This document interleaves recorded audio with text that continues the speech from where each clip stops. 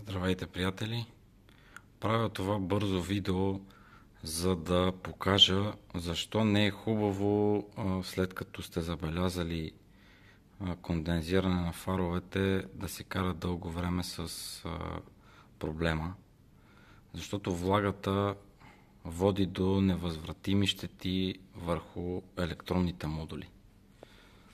Значи, в конкретния случай, и двата фара са от един автомобил, и на двата фара са сменяни стъкла, не са оригиналните, но теча е продължил в последствие.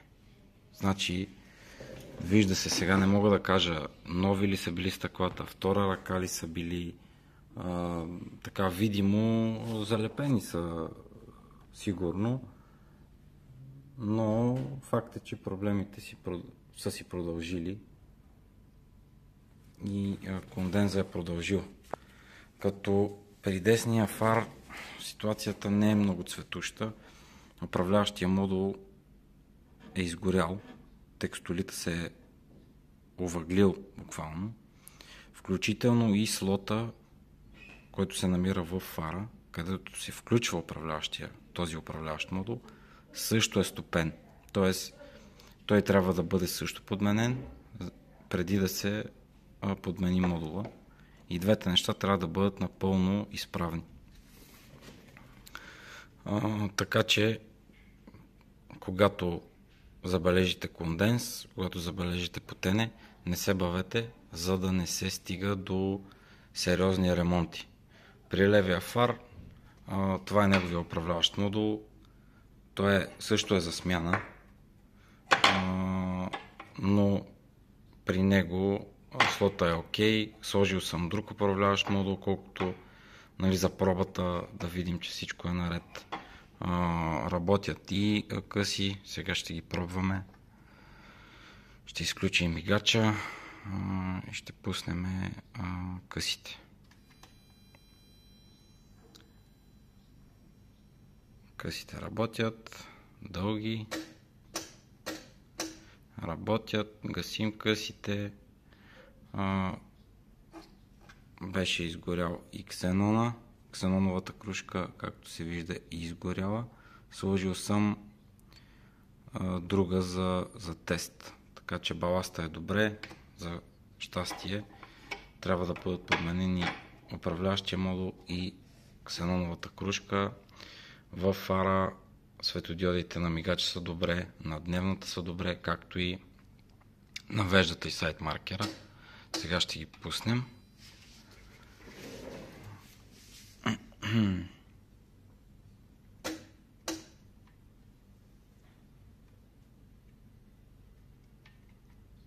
Ето ги. Веждата сработва. Късите сработват. Ето и сайт маркера работи. Така че този фар е напълно изправен. След като изчистим корпуса от старото лепило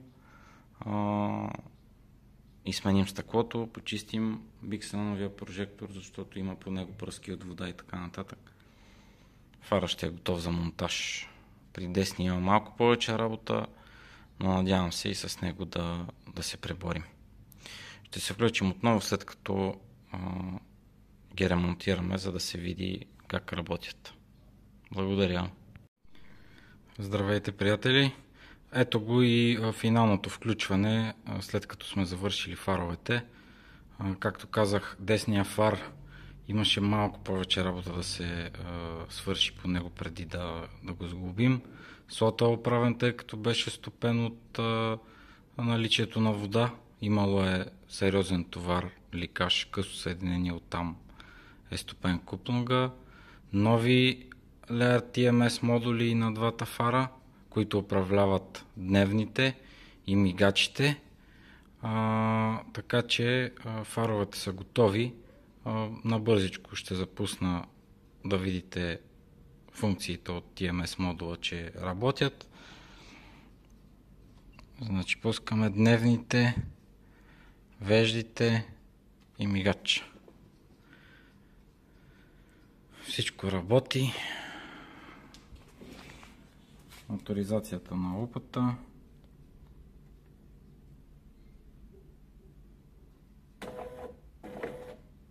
На десен фар и на лев фар.